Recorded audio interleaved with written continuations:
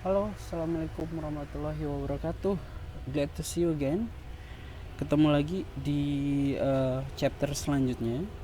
Untuk chapter sekarang pembahasannya lumayan sedikit singkat, yaitu kita hanya akan membahas tentang descriptive text. Oke, okay?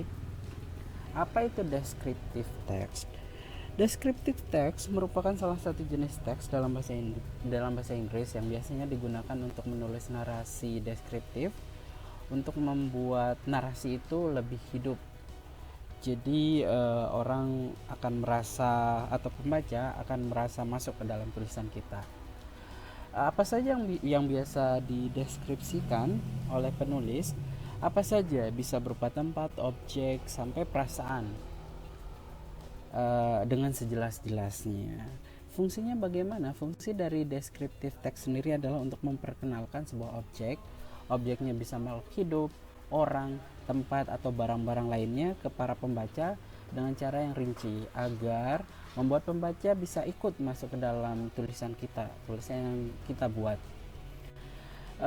Berdasarkan tipenya, jenis teks ini ada 5. Yang pertama ada namanya describing process. Jadi ketika kalian mendeskripsikan sebuah proses itu masuk di sini. Ada juga describing an events. Jadi terutama buat events yang annually atau monthly atau secara rutin diadakan. Kayak contoh event Mandalika, Bonyale dan sebagainya. Maulid Nabi di masyarakat Sasak misalnya. Selanjutnya sebentar, saya harus pakai pointer dulu. Iya, gini. Bisa juga describing personality. Misalnya si A sikapnya seperti apa, si B sikapnya seperti apa. Personality seseorang. Describing object ini yang paling sering diajarkan ketika di masa sekolah, di mana kita mendeskripsikan sebuah objek, entah itu manusia, benda, makhluk hidup dan sebagainya. Dan yang terakhir adalah describing place atau tempat. Jadi kalian bisa mendeskripsikan sebuah tempat kayak Islamic Center dan sebagainya. Dalam descriptive text, kata-kata yang biasa digunakan untuk merinci itu biasanya menggunakan kata sifat. Jadi misalnya nih, misalnya jika penulis ingin mendeskripsikan sebuah rasa, itu nggak cukup dong cuman bilang this food is delicious atau makanan ini enak. Tidak cukup. Jadi penulis harus menyebutkan mulai dari rasa, bentuknya, bahkan kadang komposisinya, supaya si pembaca atau si pendengar bisa ikut mengimajinasikan apa yang sedang kita deskripsikan. Kayak contoh di sini, chicken fettuccine pasta is delicious. Nggak cukup cuma seperti itu. Jadi kita harus mendeskripsikannya. Contohnya seperti ini. My favorite food is chicken fettuccine pasta. I prefer this dish because of its great taste. It consists of a magnificent sauce, tender chicken, and mixed vegetables. Jadi dia tidak cuman bilang this cuisine tastes great. Jadi dia juga menggunakan beberapa adjektif kayak contoh magnificent, terus disebutkan juga apa sih komponen yang ada di sana kayak tender chicken, terus mixed vegetables. Tender chicken ini maksudnya ayam yang tidak alot. Mixed vegetables campuran sayur-sayur. Selanjutnya dia deskripsikan lebih jauh dengan kalimat seperti ini. This blend of ingredients contributes to the flavor, texture, and appearance of the pasta. Just because the sauce is in an attractive color, which is a dull white with drops of gray from the mushrooms and speck of green from the broccoli, doesn't mean it's not tantalizing dish. It's truly what I can, sorry, it's truly what I call the cream of the crop. Jadi di situ dia sedikit menjelaskan tentang penampakan dari si chicken fettuccine pasta. Itu fungsinya descriptive text. supaya orang itu memiliki bayangan apa sih yang sedang kita bicarakan. Jadi untuk seseorang memiliki bayangan tentang apa yang kita bicarakan, tidak cukup kita cuma menyebutkan pastanya delicious atau pastanya enak. Kita harus menceritakan atau mendeskripsikan bagaimana pastanya dan sebagainya.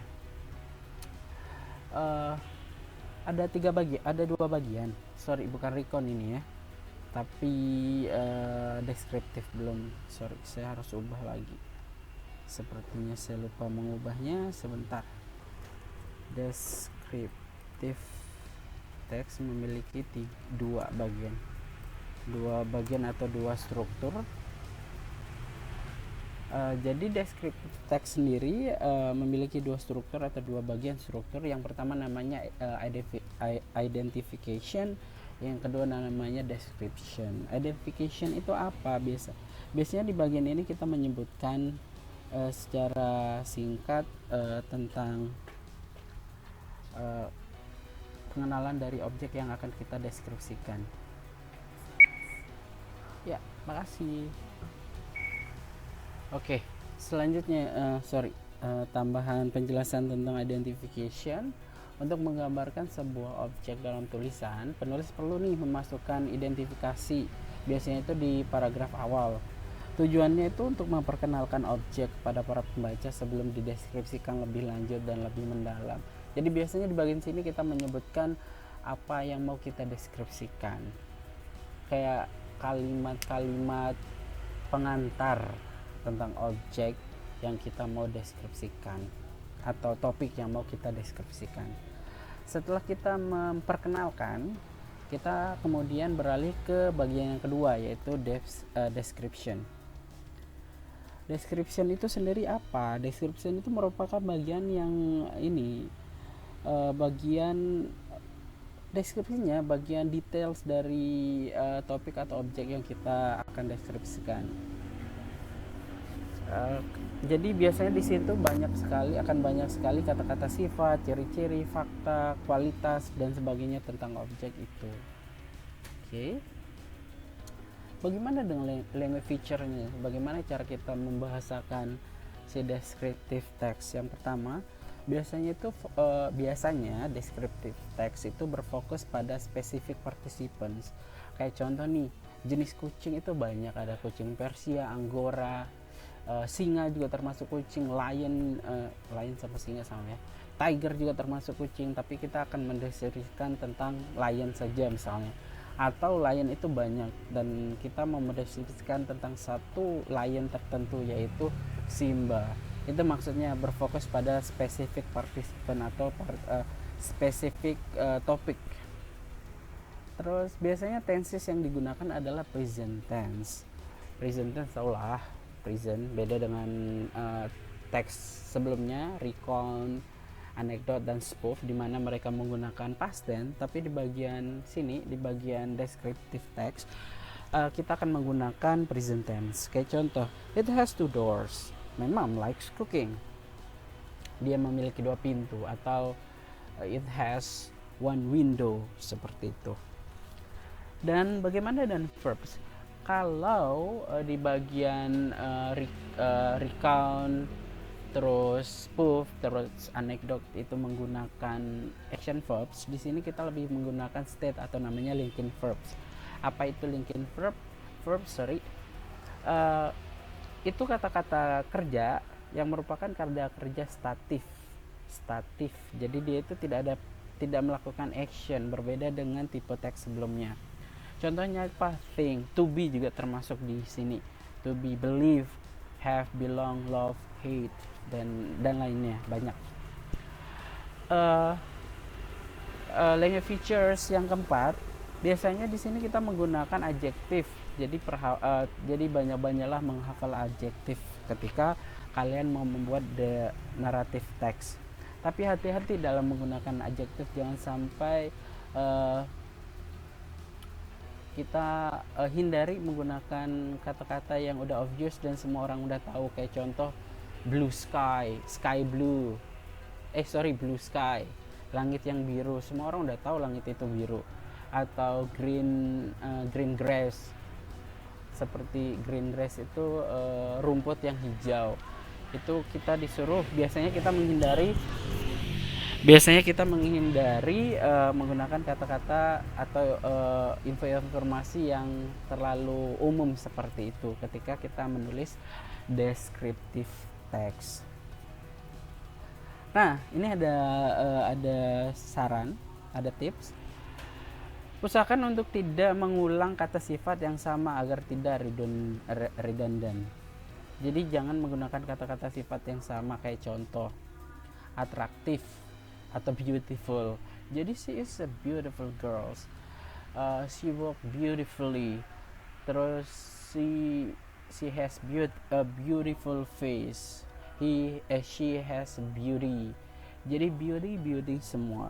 Jadi carilah persamaan kata. Si beauty itu bisa atraktif atau good looking gitu. Jadi untuk menemukan kata-kata yang sinonim, kalian bisa menggunakan thesaurus untuk mencari persamaan kata, untuk menghindari pengulangan kata.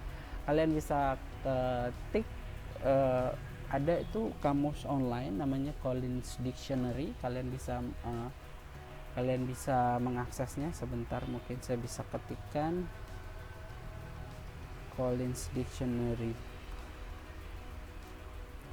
collinsdictionary.com. Jadi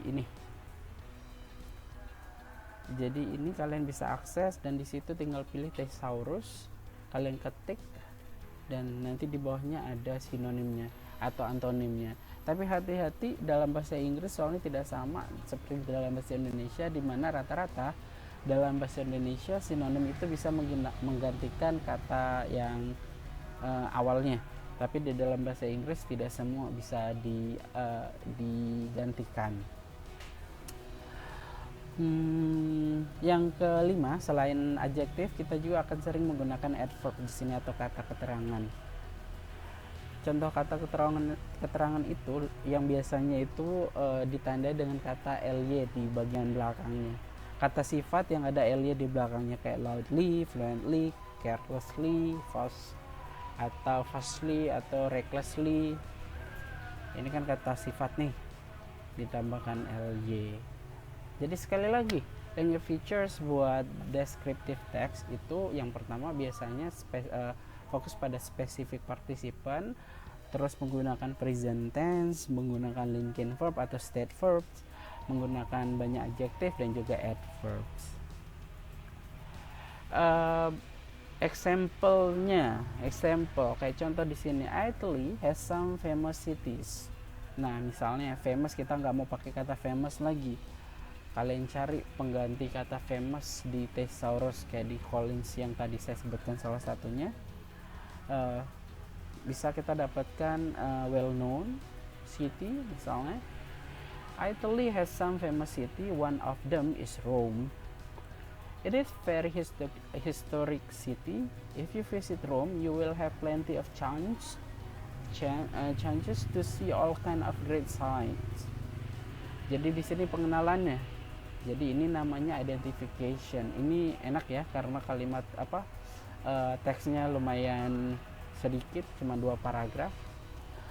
Description-nya bagaimana? Kalian deskripsikan lagi, kita perjelas.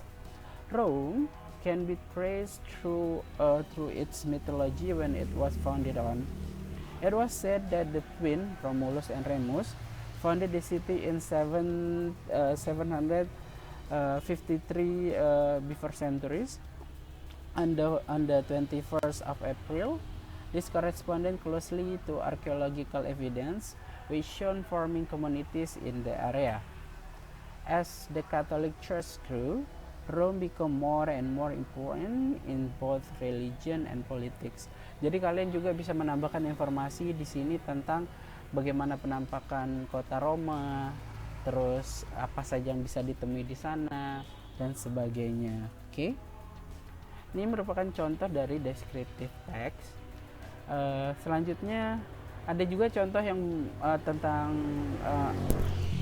ada juga contoh berkaitan dengan descriptive text dengan menggunakan video. Prophet Muhammad SAW Because Oke, ini itu tentang deskripsi Dajjal berdasarkan Nabi Muhammad SAW. Oke, nanti kalian tonton sendiri, dan jika kalian ada pertanyaan nanti bisa ditanyakan di kelas, juga bisa ditanyakan melalui LMS. Nanti kita diskusikan bersama di kelas ketika pertemuan. Oke, selanjutnya mengenai kuis buat topik yang ini.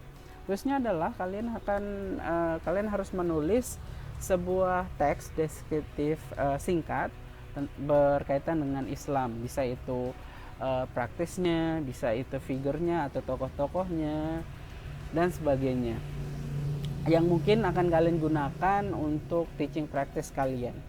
Kalian jadi guru, kalian akan menggunakan teks yang kalian buat ini sebagai bahan pembelajaran. Nah, berdasarkan teks itu kalian harus membuat 10 pertanyaan yang akan kalian minta siswa-siswa kalian untuk menjawabnya berdasarkan teks itu ya. Dan contohnya mungkin saya tunjukkan di sini contohnya. Di sini contohnya. Jadi di sini tentang the Holy Quran, tentang kitab suci Al-Quran. Di sini deskriptif teksnya tentang Al-Quran. Dari sini sampai sini, tidak usah terlalu panjang. Oke. 100 sampai 150 atau 153 kata itu bisa. Terus jangan lupa kalian memasukkan glossary atau kata-kata yang bisa bermanfaat buat siswa kalian, yang kira-kira kata asing.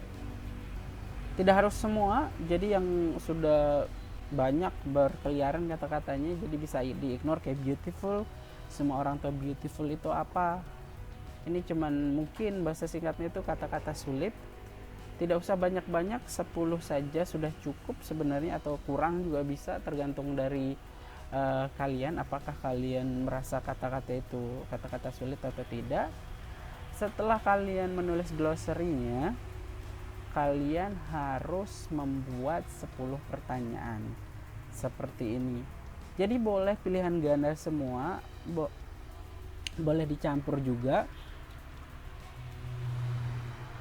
Seperti ini dia campur. Boleh short answer question, boleh true false given semua, boleh matching columns, ini terserah kalian, yang penting ada 10 pertanyaan. Ini contoh yang pertama, The Holy Quran. Contoh yang kedua adalah tentang tokoh Islam, Umar bin Khattab. Kalian bisa membuat deskriptif teks tentang tokoh-tokoh Islam dan glossary-nya.